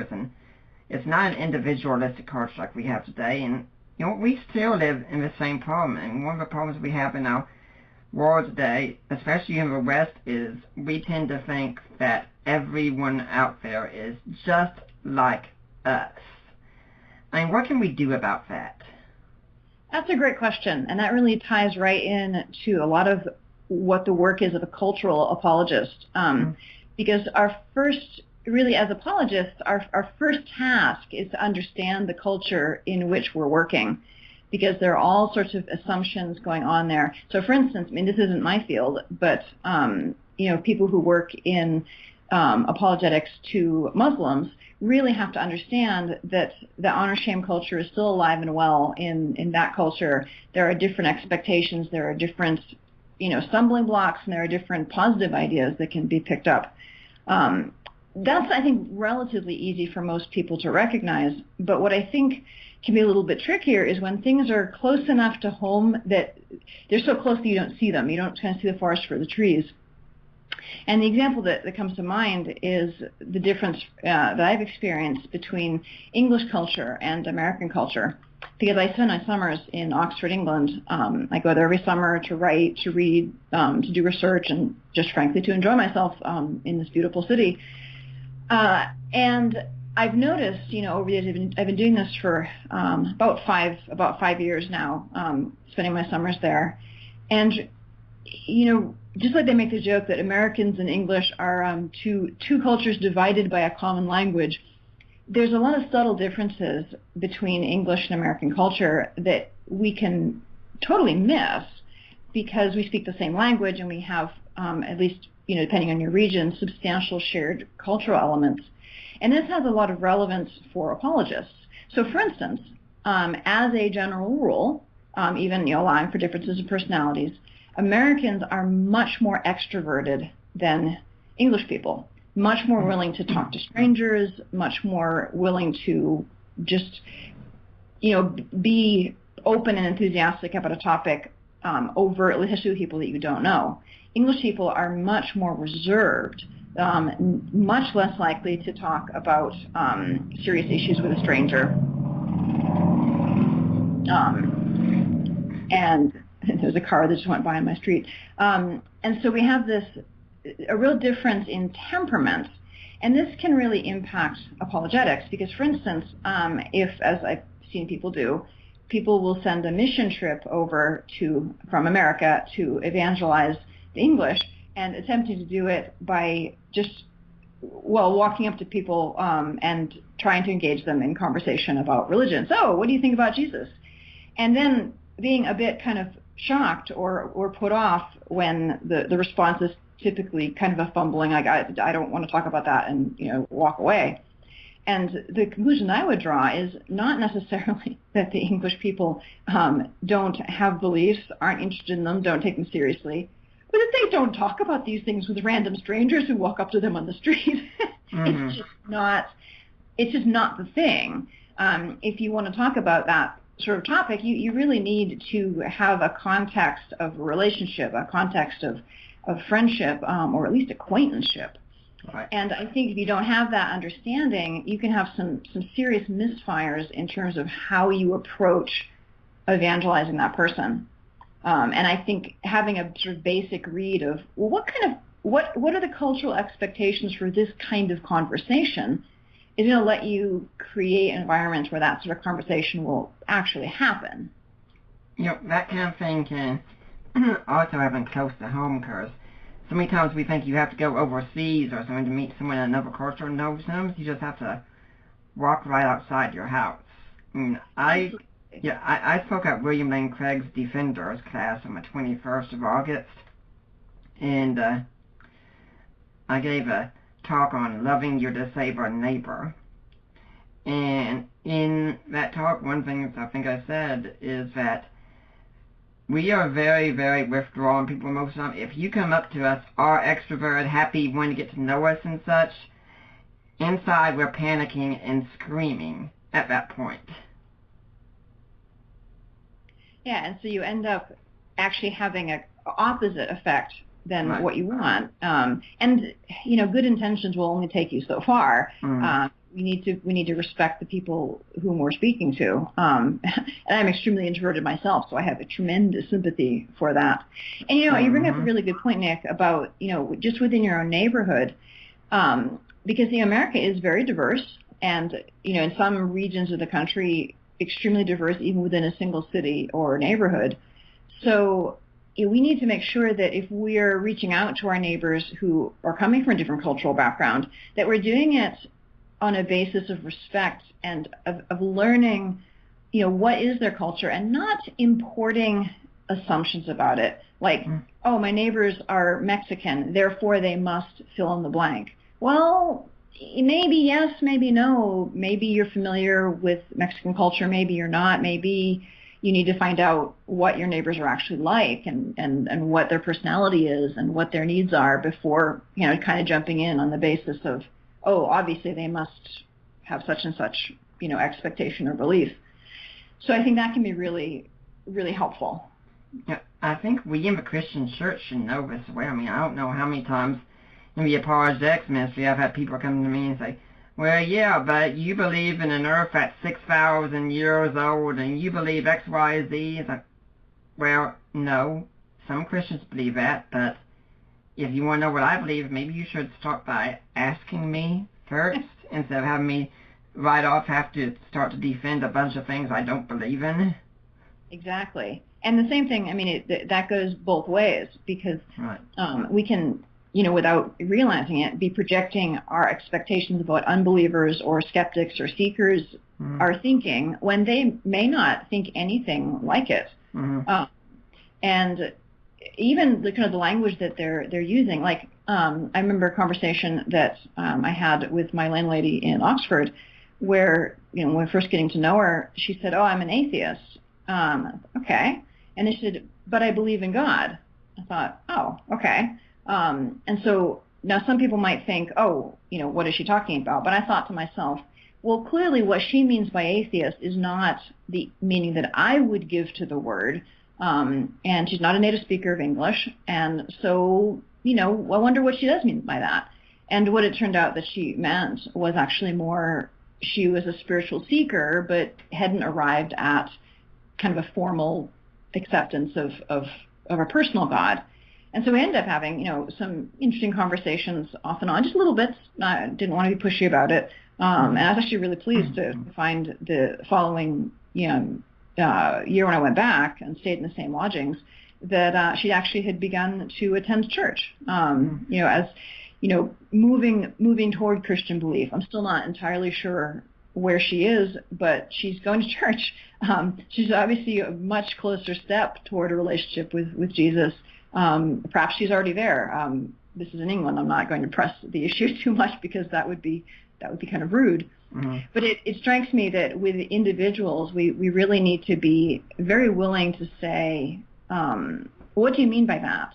Or, well, what question do you have?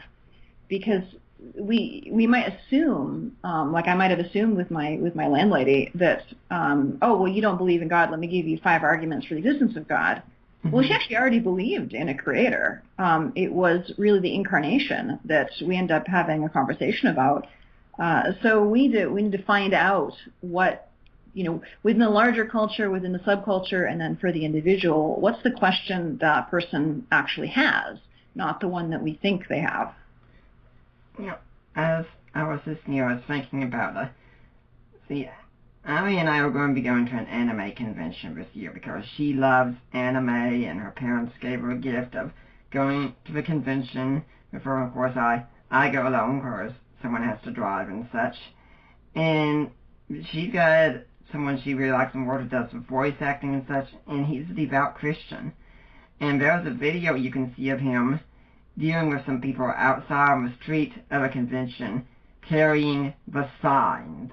And of course, we all know what those kinds of signs say from Christians, and have them say, You know what? You're turning these people off of the very message that you're given from the one they need to hear, because all they're hearing is hellfire, hellfire, burn, burn, burn, and it doesn't reach any of them. Exactly. Because, again, I want to say these people are well-intentioned. They want saved souls. But you have to say, is this actually reaching people? And, I want to say, and I've heard this so many times, but there's always the one person who has the story of, I saw the sign and it jolted my conscience and, I got on the right path. Yeah, that can happen. But, God gave us minds for a reason, to be able to discern how can we most effectively preach the word, how can we most effectively share it, and if, God can bring good out of all of our muddles, but we still need to try not to muddle as much as we can. And so finding out, like, what does this mean to people? And I think, in terms of cultural apologetics, it's really important that we be able to explain what we believe and to give reasons for our faith and to explain it. But I think there's a really big part of the cultural aspect of apologetics that means being the person that people will want to talk to in the first place. And like your wife's friend at the Anime Convention, he's, as a devout Christian in that context, in fellowship, I bet he's the kind of person they're much more likely to have a conversation with. And so this is why I think it can be really helpful, some of the, very basic kind of cultural markers of being Christian. Now, like, for instance, wearing a cross doesn't actually signal that much anymore because it's become absorbed into a kind of generic fashion culture where people will wear a cross and it doesn't mean anything. They haven't really bought it. Or of a witness wear. Sorry? Or of a witness wear, as it's called. Okay. Yeah. So we need to think about what are we wearing that's going to be signaling that. And I think we also need to be attentive to, like, I hadn't actually heard the term witness wear, but like a T-shirt with a slogan on it could be helpful, but it could also, if it's, I've seen some that frankly are kind of vulgar, and, making puns about Jesus and the cross that I actually, as a Christian, find almost, quasi-blasphemous. I think we need to be careful that, when we're doing our signals with our clothing, that we're not trying to be hip and failing, and in failing, being not very effective. But I'm also thinking of behavior. Like I know that something that people notice is when Christians pause to pray before a meal. And I'm not talking about big, ostentatious throat clearing. Okay, let's see, make everybody notice me. That actually is just annoying. But when you look at a table of mixed Christians and non-Christians, like for instance at an academic conference, I think it's really significant when you notice people who will, briefly pause, close their eyes. You can obviously tell that they're briefly praying, over their own meal, and then, they're fellowshipping and talking with their colleagues. And I think people notice these things a lot more than you might think.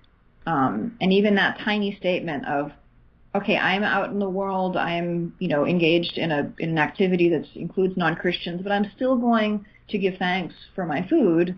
That's a tiny little cultural statement that people actually notice. If you ever watched the Food Network, Alton Brown on there, I understand, is not only a devout Christian, but also whenever he's out at restaurants, he does indeed pray before he has a meal. And something I've been told, and I'll be honest, I'm not good with saying grace, okay, but so I've been told beforehand that can be helpful is if you're at a restaurant, if a waiter comes by, if it's all you and you're all Christians, ask him or ask the waitress if there's something they'd like to have prayed for. Most of them won't be rude about it or anything, and you can honestly get to talk with them that way.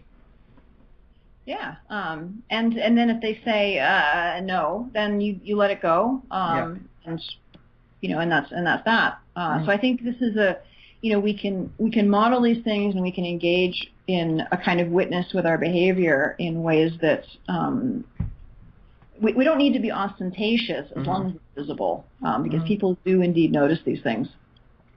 I read something I do a C.S. Lewis and G.K. Chesterton devotion, or every night, 2 separate ones.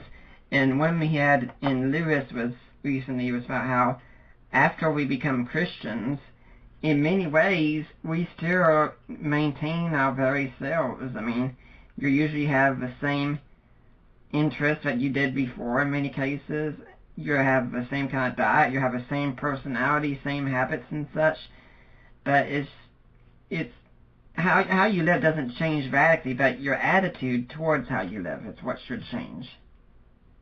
Yeah, and that's naturally going to be expressed in, certain changes of behavior, certain things you'll have to let go of, and certain habits you'll pick up, like, attending Sunday worship and having a time of prayer in your life. And I think that one of the things that's important also for us to model for people who are either brand new Christians or are thinking about making that step is, sanctification is a process. When we acknowledge Christ's Lordship, when we're baptized, we're brought into the body of Christ, and the Holy Spirit begins to work in us. But, it takes a while most of the time. I mean, there are some people who are transformed overnight, but that's kind of the exception rather than the rule. Right. And I think it can be a bit intimidating for people who are kind of on the outskirts of faith. And I've had some conversations with folks who are hesitant for exactly this reason, because they think that this step is going to involve, well, all of a sudden I'm going to have this deep love for God. I'm going to just be transformed, and I don't kind of see how that's going to happen. And I think it's important to say, well, it will happen, but not overnight. It's one of the things I say in my memoir, Not God's Type, that when I became a Christian, I didn't love God. I mean, that may sound shocking, but I just met him, effectively. How do you love someone whom you don't really know at all? And it was only in the process of my growth as a Christian that I got to know our Lord. And, then it was through this process of getting to know him that I began to love him. And that has deepened and grown, as I have grown as a Christian. But did I feel a great love for our Lord when I was first a Christian? No. Would it have been right for me to stay there? No. But I think, again, this is where action matters, and where, the term Christian culture is really problematic, because oftentimes what Christian culture, quote unquote, means is a certain superficial culture in which people listen to, Christian artists that, that don't have swear words in their lyrics, and they, attend church, and they maybe go to certain activities, and it can be superficial. I think the deeper idea of Christian culture is, well, how is it that we're living that we're really modeling and witnessing Christ's action in our life, and we're allowing that action to be continuing to work in us and deepen us and allow us to love our neighbors better. And so, for instance, one of the things that has been most helpful for me in the past couple of years in deepening my own Christian life has been trying to keep the Sabbath. And on Sundays, go to Mass, but have it a day that I don't do work, except in an emergency. If I have a student email that's panicking, I'm going to do a charitable thing and answer it. But most student emails can wait until Monday. And to read for pleasure, to watch some TV for pleasure, but also to do more devotional reading, and to spend more time in prayer. And this is kind of countercultural, because we live in such a go society that it's actually a bit difficult to say, no, I'm not going to be productive today in the way that most people think of productive. I'm going to waste time with God. And that's the place that really allows space for prayer, space for silence, space for fellowship with friends and family without feeling like you're really, okay, we're going to press for time. And that's something that should be, I think, part of our Christian culture, that we are a people that have time to spend time with our family, and that we have time to spend time with our friends and to help others and notice the needs of others, and just frankly to rest, and enjoy the good things that God has given us. Mm-hmm. And that's a way that we can be different from the culture around us.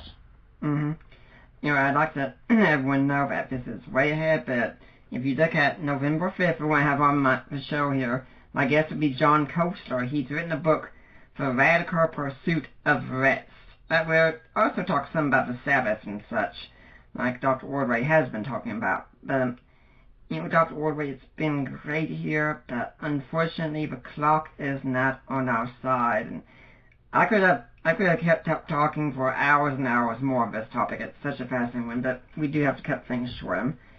In case people are still wanting more, though, they want to know where they can find you. Do you have a blog, a website, an email where people can get in touch with you? I do. People can go to hollyordway.com, and they'll find details about my writing, about my speaking, and also about the MA in Apologetics at HBU, where I teach, fully online. And I would definitely encourage people to check out that, hollyordway.com. And do you have any final thoughts you'd like to leave for a Deeper Waters audience? Well, I would just encourage everyone to continue to just look for ways to live out your faith, and to let your own personal culture, as it were, become more and more deeply Christian. And then if you do that, I think you have an even stronger foundation to be looking at how can I bring Christ into the culture around me. Well, Dr. Ordway, it's been wonderful having you here, and I look forward to having you again on sometime. All right, my pleasure, Nick. Thanks for having me on. And I'd like to remind everyone that next week you're going to hear me at the Apologetics Academy of Jonathan Michelacci. The week after that, we got William Webb coming on, talking about his book, Slaves, Women, and Homosexuals. For now, I'm Nick Peters, and I'm signing off.